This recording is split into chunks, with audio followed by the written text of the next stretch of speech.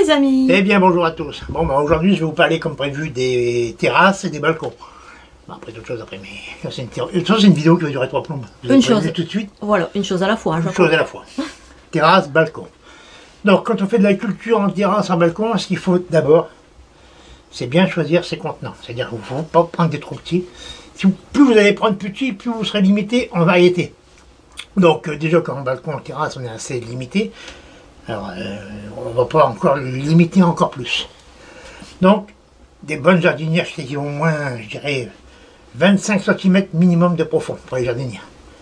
L'idéal c'est une belle largeur aussi, au moins 30 cm. Voilà. Je sais, des fois c'est des tout petits balcons, on ne peut pas mettre tout ça. Donc là, si vous avez des tout petits balcons, je vous conseille plus de partir sur des gros pots. Hein, une jardinière qui prend 30 cm, ben voilà. Ensuite, vous avez aussi une jardinière sur pied qui n'est pas mal. Hein. Ça, c'est pas mal aussi, ça c'est profond et c'est large. Puis après, des fois, vous avez même un couvercle pour les débuts de saison. Voilà. Donc, quand vous aurez choisi vos contenants, je vais prendre l'exemple des pieds de tomates ou un pied de concombre ou un pied de courge ou poivron, aubergine. C'est minimum 10 litres pour un pot.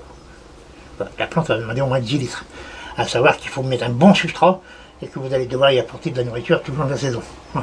Parce que disons que les racines ils vont vite occuper le pot ou la jardinière. Donc déjà, quand vous aurez choisi vos pots, il faut choisir aussi un bon substrat. Il y en a qui me font rire quand on dit qu'il faut mélanger un quart de terre de jardin, un quart de... Quand on a un balcon, c'est qu'on n'a pas de jardin. Eh ouais, la plupart du temps c'est comme ça. Donc, alors, ou vous partez sur un terreau horticole, c'est un terreau qui est tout prêt. Là-dedans, vous pouvez semer, planter, mais il faudra quand même apporter un engrais organique en cours de saison. Hein. Voilà, ou vous connaissez quelqu'un qui a un jardin qui vient vous donner quelques sauts de terre. Alors là, vous partez sur un tiers de terre de jardin, un tiers de fumier en sac, ou si vous avez la chance aussi d'avoir un peu de fumier mûr, pas frais, hein, mûr. Et puis un tiers de terreau. Voilà, vous mélangez bien tout ça. Déjà, vous partez avec un bon support riche. Voilà. Ne mettez pas que du terreau universel, parce que déjà un terreau universel, c'est pas un terreau qui est riche, je dirais que c'est un support de culture. Avec ça, il faut y apporter des nutriments. Voilà. Et que de la terre du jardin, c'est pas bon non plus, parce que quand au fur et à mesure que vous allez arroser, vous allez tout tasser, ça va être compact dans le fond, les racines vont s'asphyxier. C'est pas bon non plus. Donc toujours quand même un peu de matière sèche comme un terreau universel. Voilà. Ensuite, là, je vais vous parler des variétés qu'on peut mettre en bac, en pot. Donc voilà. Donc j'ai une gamme de graines que j'ai eues dans le magasin préféré de Jaco et Lily, c'est-à-dire chez Bocquet. D'abord, je remercie en même temps Alexia pour tous ses bons conseils et Monsieur Delcourt. Alexia, c'est le responsable marketing. Et Monsieur Delcourt, c'est le directeur des graines Bocquet. Voilà. Donc voilà. Donc vous avez un panel de graines que vous pouvez mettre en jardinière, en pot, en bac, ce que vous avez. Donc vous êtes, là c'est de la coriandre, vous pouvez aussi le persil, vous pouvez le basilic. Voilà. Ça c'est pour vous parler des plantes aromatiques. Aromatiques, voilà, d'accord. Voilà.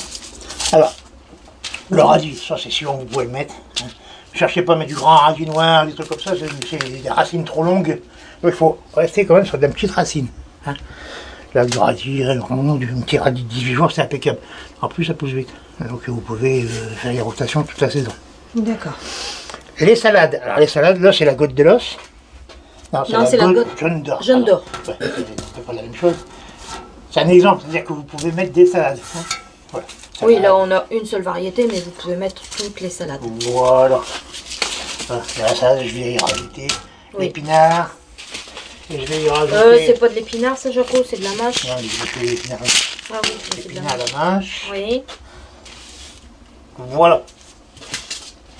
Ensuite, ce qui sera de culture d'été, parce que c'est parce qu'on a un balcon, on a le droit de manger des bonnes aubergines. Ça, vous pouvez aussi. C'est pour ça que je parlais des pots de 10 litres pour un pied d'aubergine. Parce que voilà. L'aubergine, ça, c'est celle-ci. Vous pouvez mettre l'aubergine que vous voulez. De toute façon, c'est la même chose. Hein. Vous pouvez mettre la barbantane, ce que vous avez. C'est l'aubergine. Et vous aurez aussi, souvent, c'est les cerises des tomates cerises, mais là c'est de la petite, la Sweet Baby. Là c'est des petits pieds. Là vous avez un pot de 2 litres 5, 3 litres, ça peut passer. Un pot de 2 litres, 2 litres 5, 3 litres, oui, 3 c'est litres, ça petit. peut passer, Oui. parce que c'est une petite plante en fait. Par D'accord. contre, il faudra quand même amener du substrat tout au long de sa croissance. D'accord. Voilà. Par contre, si vous passez sur de la tomate je dirais normale, hein, de la marmande, dans une cornue, ou et j'en passe, c'est les meilleurs, parce que là, il y a du choix. Bah, là, ouais, ouais. Là, pour les grosses tomates, là, je conseille 10 litres minimum. D'accord. Et après, on peut aussi adapter les dwarfs, Jaco, dans les pots. Les dwarfs, c'est bien. Parce que ça Les monte dwarfs, pas c'est trop bien, haut. ça monte pas trop haut. C'est-à-dire que si vous mettez du pot indéterminé, il faudra mettre des tuteurs. Voilà. Mais port déterminé, donc les dwarfs, les pots de combien? 30 litres? Non, 10 litres. 10 litres aussi. Ouais, c'est 10 litres. D'accord. J'ai dit pour une petite tomate, 10 litres. 10 litres. Ok. Genre pour les toutes petites comme ça c'est des petits nains, vraiment des petits nains. D'accord. Là, vous pouvez mettre 2 litres 5, 3 litres. Ok. Ah, 3 litres, oui, j'ai dit 30 litres.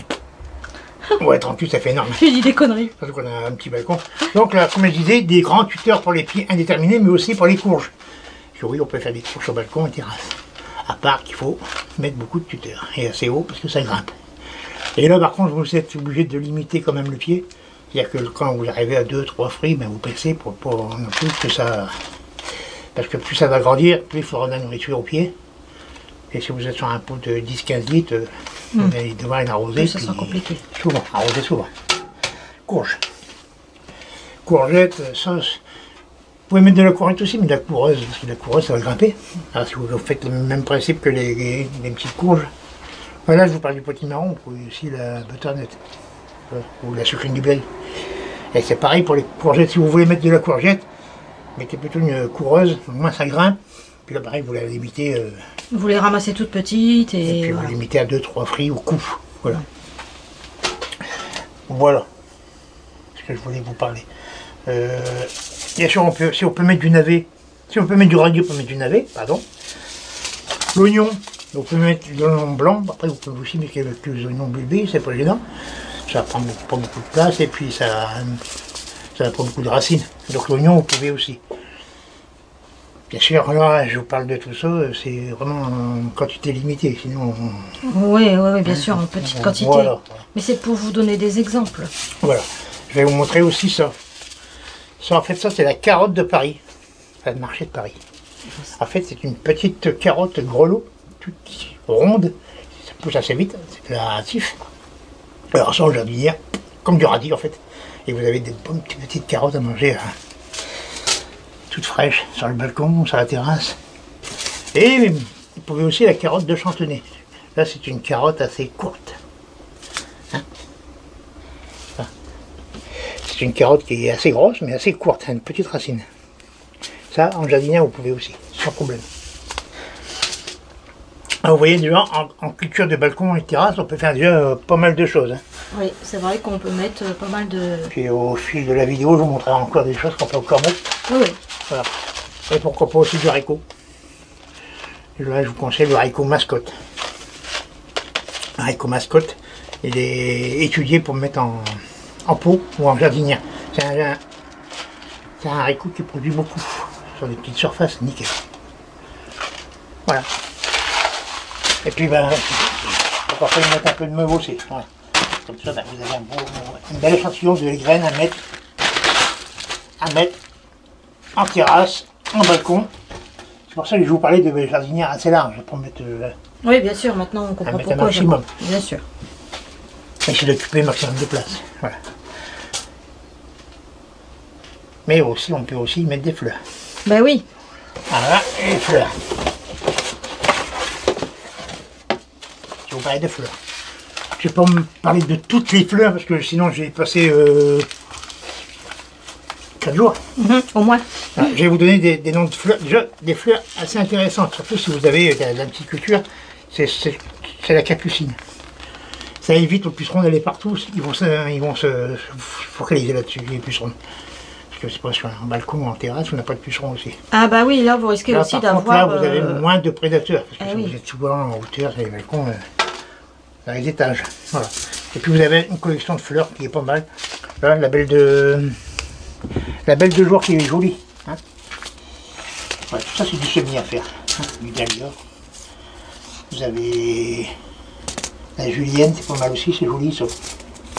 Doliana. Après vous avez l'œillet, ça c'est pour le deux. Ça sent super bon l'œillet de Chine. Mais aussi la lisse. Ou l'obulario, si vous trouvez l'obulario, prenez l'obulario. Mais ça sent super bon et ça. Par contre, si vous êtes plein soleil, ça je conseille pas trop. Ça n'aime pas trop le plein soleil. C'est comme un peu comme les lobélias. Ça faut plutôt un mi-ombre. Voilà. Tout ça c'est bien pour les balcons qui sont bien ensoleillés et mi-ombre. Par contre, si vous êtes le 3/4 du temps à l'ombre, ben, je crois que vous allez devoir renoncer à faire de la culture, sauf de la salade ou de la mâche, de l'épinard peut-être en fin de saison, mais vous allez être fort limité. Il faut quand même du soleil. Il faut un minimum, bah oui. Voilà, il faut du soleil pour toutes ces plantes-là. Voilà, donc ça c'est ce que je vous propose pour les balcons et les terrasses. Voilà. Donc ça, c'est à semer bien sûr en respectant les dates sur les sachets. Voilà. Alors tout ce qu'il y a là, bien sûr, c'est aussi valable pour les petites surfaces, un petit bac, hein, quand vous n'avez pas beaucoup de hauteur, ou des fois c'est un bac qui est posé sur du ciment avec un peu de terre. Tout ça, c'est valable. Hein. Et ce que je conseille aussi souvent, c'est les variétés où ils grimpent, qui grimpent, bien sûr, comme les haricots Montebello. Montebello, je sais que c'est Bello. Donc la variété Montebello, c'est une variété qui est à rame, donc vous les faites grimper sur des tuteurs. Donc ça fait gagner de la place. Et qui produisent énormément et assez longtemps. Par rapport à un haricot nain, lui, vous allez faire 2, 3, voire 4 récoltes dessus. Hein, après, ben, les pieds, il n'y a plus rien dessus, il faudra les enlever ou les remplacer. Avec là, ça va durer plusieurs semaines. Ça va continuer à monter. Voilà. Bon, ça, sur un balcon, ça va vous faire un rideau. Oui. Bon, si vous avez beaucoup de vis-à-vis, vous voulez vous protéger du vis-à-vis, c'est pas mal. Du Montebello, c'est pas mal. Ah, je parle du Montebello, mais il y a plein de variétés. Hein. Si vous allez sur le site de Bocuse, vous allez voir le panel de haricots. Mais celui-là, il est pas mal. Hein. Et il fournit beaucoup. Et c'est bien aussi quand vous avez un petit potager de rien du tout, c'est des petites courges comme celle-ci, d'autres que je vais vous faire voir après. Et ça, pareil, vous les faites grimper parce que c'est des petites courges, donc vous pouvez les faire grimper sans problème. Les petits bacs, c'est... Avec un support assez conséquent quand même, hein, pour pas faire monter ça sur des petits bambous de rien. Donc avec un support conséquent, vous pouvez faire grimper vos courges, qui prend beaucoup moins de place que sur le sol. Si vous faites, je sais pas, vous posez un pied de potimarron, ça va vous prendre 50 cm². Vous faites grimper. Si vous le mettez au sol, ça prend plusieurs mètres carrés. Bah oui, parce qu'il va complètement s'étaler. s'étaler. Hein. Oui, oui. Voilà. Puis pareil, quand vous faites des petits carrés potagers, souvent c'est vendu avec une grille. Et la grille, moi je vous conseille, c'est de ne pas la mettre. Parce qu'en mettant la grille, vous allez vous limiter. En fait, souvent c'est 4 carrés par 4 carrés. Hein. Donc vous avez 12 carrés. Si vous faites un carré de salade, je prends un carré de salade, vous allez mettre 12 salades. Ah oui, voilà. D'accord. Vous enlevez la grille, vous allez la mettre beaucoup plus. Parce que vous avez déjà planté en quéquence, chose que vous ne pourrez pas si vous mettez la grille. Donc voilà. Donc le conseil, c'est de ne pas mettre la grille. Ça, c'est des petites astuces. Hein. Il y a des petites astuces, je crois pas ça. Bah oui. Voilà. Donc on vous montre beaucoup de grains de bouquet, c'est parce qu'on a un petit truc à vous donner à la fin, partez pas tout de suite. Bah, de toute façon, on n'a pas fini non plus, Jaco. Non, mais il faut qu'on partirait tout de suite, c'est fini par les balcons, on l'enlever. Partez pas tout de suite, il y a un petit truc à la fin. Voilà. Là, je vais vous passer sur les graines, les variétés anciennes et oubliées. Alors bien sûr, quand vous achetez des grands sachets comme ça pour les balcons, c'est beaucoup, hein, mais c'est pas perdu. Donc voilà, ou vous les conservez pour l'année suivante, selon ce que vous avez semé, et si vous en reste vraiment beaucoup, vous les mettez à congeler, comme ça vous faites plusieurs années avec, sans souci. Hein, congeler, ça marche très bien. Voilà, donc maintenant je vais vous parler des variétés anciennes, oubliées, remises au goût du jour. Et là-dedans, il y a aussi des variétés qui peuvent aller sur le balcon. Donc, je vous le dirai en passant. Ça, c'est intéressant. Yes. Là, vous avez là les fèves. Ah, les fèves. C'est de l'aqua dulce, donc on en prend celle-là, on la revoit depuis une petite vingtaine d'années. On a commencé à voir pas mal celle-là. Je me base par rapport au jardin ouvrier où j'étais avant, et on voyait des variétés revenir. Hein. Donc, c'est une vingtaine d'années que je les vois revenir. Hein. Ah, il y a l'hélicoptère qui L'hélicoptère passe, qui et les passe. gros frelons qui passent. Voilà. Vous avez certaines variétés de haricots aussi, comme le Monte Cristo. Voilà, c'est marqué nouveau, mais c'est nouveau chez Bocquet. Hein. Voilà, C'est des remis- vieilles variétés que eux remettent au goût du jour depuis récemment. Depuis peu, voilà. C'est pour ça que c'est marqué nouveau sur les sachets. Ensuite, les variétés qui reviennent beaucoup, des variétés anciennes qui reviennent beaucoup, je vais mettre les lunettes parce que sinon... Ah ouais, je c'est ce vois que dalle. j'allais te le dire, Jaco. On verra comme la nage, tout baisse. La vue, tout. Le pané. Et s'il est pané, c'est qu'il est... Pané. Non, mais plus sérieusement. Ouais, allez, Le on pané. arrête. Donc c'est une racine qui revient... Pareil, ça fait bien 15-20 ans qu'on le revoit régulièrement revenir. Oui, c'est vrai. Voilà, le pané. Donc ça, c'est les graines ne se conservent pas longtemps. Alors, si vous achetez un paquet, congélateur, dès que vous avez fini votre semis, congélateur de suite. Et ça, par contre, vous semez assez de rue parce que c'est assez capricieux. Hein. Ça, pas de balcon, bien sûr. Ça, c'est des grandes racines, donc pas de balcon. C'est le pané 2011 de Guernesey. Ouais. Ok. Tétragone. Alors, des tétragones, c'est pour remplacer l'épinard de printemps pour attendre l'épinard d'automne. Vous mettez ça entre deux. Comme ça, vous avez... ça ressemble à de l'épinard. C'est pas tout à fait le même goût, hein, mais c'est ce qui ressemble le plus à l'épinard. Vous avez ça l'été. Hein, comme ça. Vous avez l'épinard de printemps, tétragone, épinard d'automne. Comme ça, vous avez de la feuille à consommer. Pas, je dirais pas toute l'année, mais Mais une partie de l'année. au moins 8 mois. Facile. Voilà. Il y a des variétés de salade aussi, comme la sucrine qui revient au goût du jour aussi. C'est une vieille variété oubliée aussi. Ah, sucrine, balcon, c'est possible. Tétragone, balcon, c'est possible aussi. Ça, celui-là, on le voit partout maintenant. Pratiquement dans tous les jardins, on voit la butternut. C'est revenu, c'est devenu une star maintenant pour les gens, les courges. On voit ça avec le Potimarron. avec le petit marron que je vais l'avoir là aussi, je pense. Il est là. Voilà. Donc je l'avais mis aussi en balcon, hein, petit marron. Et la butternut en balcon, c'est possible aussi. Pareil, vous pouvez le faire grimper parce que c'est des petites courges. Et voilà, ces deux-là reviennent à la mode. Lui aussi, il commence à détrôner le rouge d'Estampes dans le coin. Parce que dans les Hauts-de-France, c'est beaucoup le rouge d'Estampes et le gros jaune de Paris. Oui, aussi du jaune atlantique, mais ça c'était plus pour s'amuser. En goût, chez nous, il n'est pas terrible. C'est pas top. Hein. Donc voilà, maintenant c'est détrôné par le potimarron, la butternut. Ce qu'on commence aussi à voir pas mal, c'est la longue de Nice et musqué de Provence un petit peu. Parce que ça, dans les Hauts-de-France, ça a du mal. Ça a du mal, oui. Ouais. Voilà, souvent on récolte vert, on ne mûrit pas sur pied. Voilà, donc c'est de là, balcon aussi, mais à grimper. Un petit jardinier, pareil. Vous les plantez, vous les faites grimper. Un pied de courge, je pense que là, vous avez la butternut. Si vous le faites grimper, ça vous prend 50 cm². Donc dans un pot, ça passe, un pot de minimum 10 litres. Hein. Minimum 10 litres. Hein. Avec des bons tuteurs. Hein. Ouais, puis il faudra ramener de l'amendement tout au long de la saison. Et si vous le laissez courir, c'est plusieurs mètres carrés. Donc voilà. Donc, quand on a peu de place, il vaut mieux le laisser grimper. Tout comme celle-ci, la trompette d'Albenga. La minette qui fait son sport. Oui. La trompette d'Albenga, c'est pareil. Ça grimpe facilement, c'est gros comme un concombre. Là c'est la partie la plus grosse, et là c'est là où il y a les graines. Et tout ça, c'est gros comme un concombre. Enfin, un gros concombre quand même. Et on l'avait fait sur la terrasse, c'était bien parti. Bon, ben, la tempête a tout cassé, mais... On en avait 4-5 dessus. Hein. Ah ouais, pas mal, hein.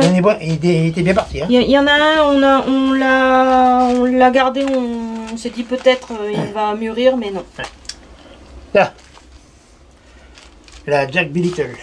Là, pareil, ça revient à la mode aussi. C'est un vieux légume aussi. Hein. Ce sont Ça, des toutes pareil. petites courges. Oui, pareil, vous pouvez les faire grimper sur un balcon, sur une terrasse. Ou... Voilà. Sinon, pas de terre. Dans un grand jardin, c'est parfait aussi. Ça produit pas mal aussi. Ah, ça aussi, pareil. On revoit, mais timidement, celui-là.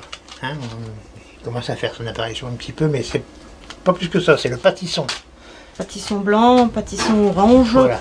Donc, terrasse, balcon, je déconseille, parce que ça fait 1 mètre carré. Donc, je déconseille. On va... Pour les balcons, si vous voulez de la courgette, je vais rester, comme je vous ai dit, sur la grimpante. Hein. Voilà. Et au moins, c'est... Ce qui était fort oublié aussi, c'était lui, le navet jaune. Et là, il revient à la mode aussi, le boule d'or. On en voit beaucoup dans les magasins bio. Hein. Ouais, voilà, ouais. Sur les étals du supermarché, pas trop. Mais en bio, ça commence à venir pas mal. Ou sur les marchés aussi, les petits paysans, ils ont souvent ça. Et ça, en balcon, c'est faisable aussi. Je fais le tri comme ça. Ben. Oui. L'aubergine. Ah, l'aubergine. La barbantane. C'est une vieille variété aussi. Hein, qu'on voit un peu partout. La barbantane, c'est une des plus classiques. Et bon, pareil, en balcon, vous pouvez aussi. Ah, de l'argent, de l'oseille, pardon. Alors ça, c'est vivace. C'est une culture que vous pouvez faire aussi sur balcon.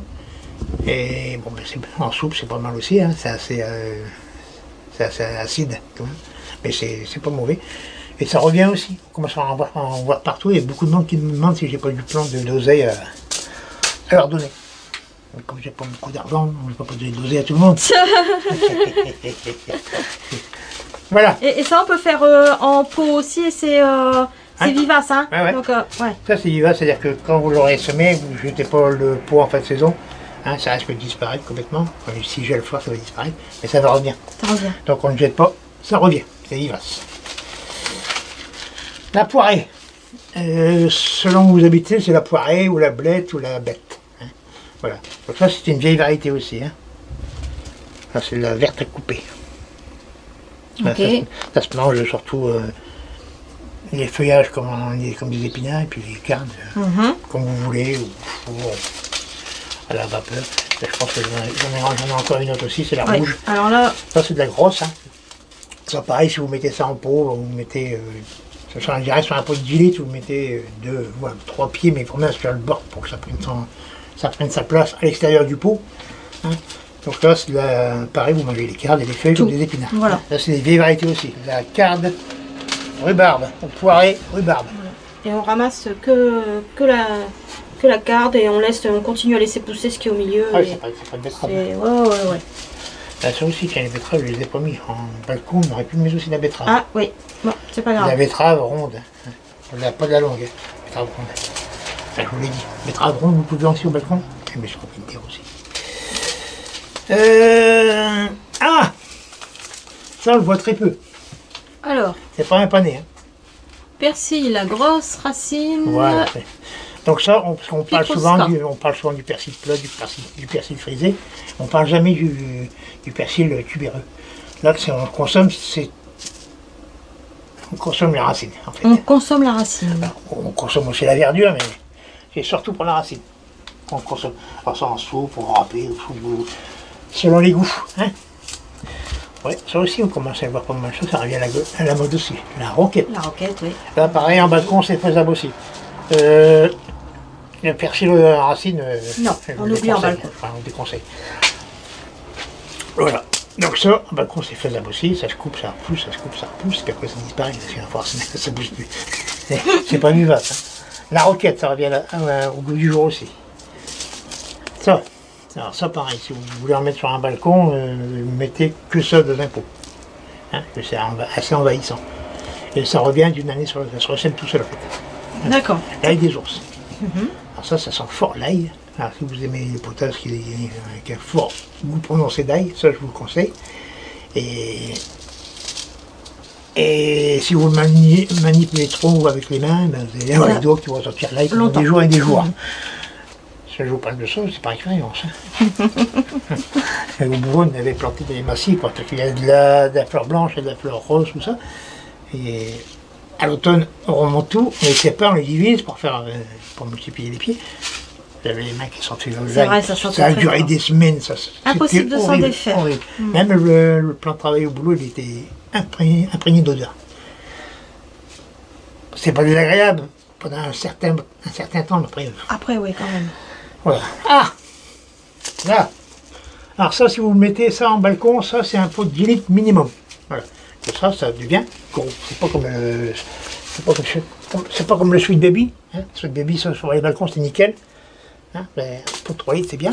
Mais là, pas de diète, parce que là c'est un gros pied de tomate en fait. Et ça faisait partie des légumes anciens. C'est des légumes anciens qui reviennent. D'accord. Et là on en voit, maintenant on en voit partout. Mais il fut un temps on en voyait rarement, il fallait vraiment les demander D'accord. aux producteurs pour qu'ils en fassent. Et là, ça y est, depuis quelques années on les voit partout, et ça produit beaucoup. Alors si vous en mettez sur le balcon, moi je conseille c'est un pied. Voilà. Alors pareil, là les graines ça congèle. Hein. Ou sinon vous prenez un pot de 30 litres et vous en mettez 2 pieds. Pas plus. Hein. 2 pieds dans un pot de 30 litres. Bien tutoré parce que ça devient assez grand. Hein. Puis vous aurez de la tomate toute la saison. Parce que là ça produit beaucoup. Hein. La suite de vie c'est bien, c'est un petit pot, mettez ça pour l'apéro, ça c'est impeccable. Alors si vous voulez faire une tomate cornue, je vous conseille celle-ci. C'est l'Andine cornue. Elle a été longtemps négligée parce qu'elle est fort sensible au quinoa. Oui, elle est très sensible. Voilà. Mais c'est une très très très bonne tomate cornue. Celle-là, je la conseille pour ceux qui veulent faire de la cornue. Parmi d'autres. Mais celle-ci, bien sûr. Elle a vraiment un très bon goût. Le pourpier. Pourpier, si, ça revient un peu à la mode. Voilà, ça a été longtemps oublié aussi. Ça se sème comme du croissant, ça se mange comme du croissant, c'est en salade, en soupe, en potage, tout ça. Si vous mettez ça en balcon, vous mettez ça dans un seul pot, parce que ça va coloniser tout le pot. Hein. Alors, si vous avez autre chose avec, ça risque d'étouffer. Je vais vous parler de celui-là. Le radis noir. C'est des vieilles variétés, ça. C'est revenu au goût du jour depuis pas mal d'années. Depuis un petit moment, oui. Voilà. En balcon, celui-ci, je vous le déconseille, malgré qu'il y a des demi-longs. Mettez plutôt des ronds. Hein, ça existe en rond. Ça existe rond, oui. Jaco. Et ça fait, ça fait comme des navets, en fait. Okay. Voilà. Donc, si vous voulez remettre en balcon, prenez plutôt du rond. Et ça, c'est bon pour l'estomac, le foie. En fait, c'est bon pour la santé. C'est bon pour la santé. Comme tous les bons légumes. Comme tous les bons légumes. Sans produire. Ah ouais. Voilà. Ça aussi, on commence à revoir un tout petit peu. Là, voilà. Scrossonère géante noire de voilà, Russie. ça se consomme comme de l'asperge. C'est très très bon et ça revient au bout du jour. C'est annuel, hein, c'est pas vivace comme une asperge. Hein. Et, ça se met en, je dis pas de bêtises, en mars. Et puis vous consommez en fin de saison, à partir de septembre. Ah oui d'accord, c'est la même année, c'est bon. Voilà. Et vous pouvez consommer jusqu'à mars de l'année suivante. Hein, selon si vous avez bien exploité vos cultures. D'accord. Vos semis. Voilà, donc toutes ces variétés-là, vous pouvez les retrouver dans une box complète. C'est-à-dire que vous achetez la box légumes anciens oubliés, vous avez toutes ces variétés là-dedans. Et puis souvent avec vous avez toujours ça et un semoir. Toujours avec. Voilà. Ça c'est les box qui sont fabriquées. Voilà. Et un calendrier de semis pour tous les légumes qui ont été dans la box. Voilà. Donc vous recevez tout ça dans une box si vous voulez avoir tout. Sinon vous achetez tout séparément. Oui. C'est pareil, le tour magasin. Et un légume aussi ancien qui revient tout doucement, qui n'est pas dans la box, c'est la lentille. Ça, on commence à en voir un petit peu ici et là.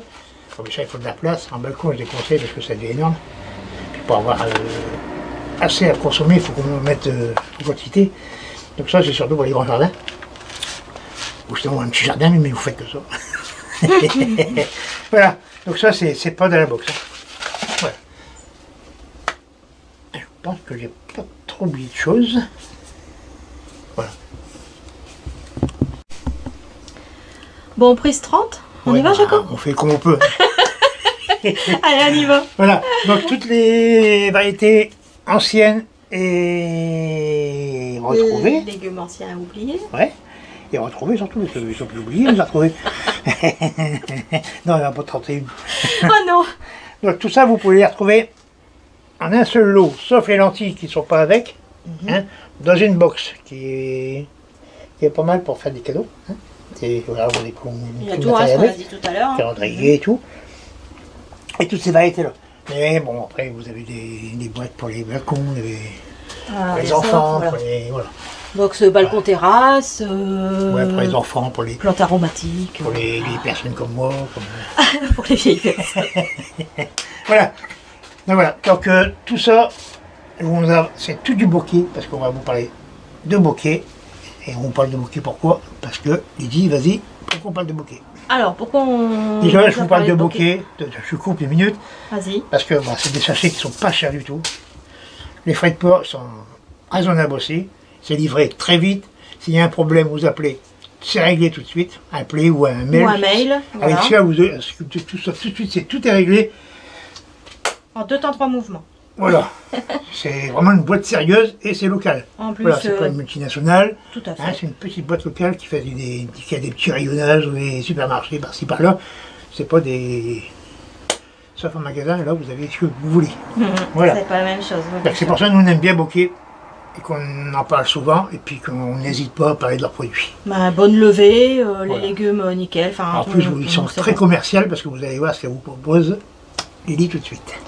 Alors, ils nous ont proposé un code promo pour nos abonnés. Oui. Alors, le code promo sera à écrire en lettres majuscules tout collé Tout collé. au potager de Jaco. C'est moi. Alors, avec ce code promo, vous aurez moins 15% valable C'est pas mal. soit sur le site Graines Bokeh, soit sur le site Cultiver son jardin. Ça, c'est Voilà. tout ce qui est box. Hein. Ici, ah pardon, j'ai compris. Les box, c'est ça. Voilà. Alors ce code, il va être valable du samedi 9 octobre 2021, 7h, donc maintenant, Aujourd'hui, jusqu'au 25 octobre 2021, dans 2 semaines. minuit. Voilà. Voilà, donc au potager de Jaco. collé. Tout collé. Donc on va mettre le code promo sous la vidéo. Hein. Le premier commentaire épinglé, ce sera le code promo de chez Bokeh les Graines Bokeh. et Voilà. cultiver son jardin. Donc encore merci à Alexia et à Monsieur Delcourt Tout à fait. et à toute l'équipe de chez Bokeh. Parce Oui. qu'il n'y a pas que des personnes. Non, il n'y a pas que 2 personnes, il y a toute une C'est équipe derrière voilà, qui c'est une petite travaille. entreprise qui marche bien. Voilà. C'est normal, c'est des bons produits. On vous dit à très bientôt. À bientôt. Bon jardinage à tous. Au revoir.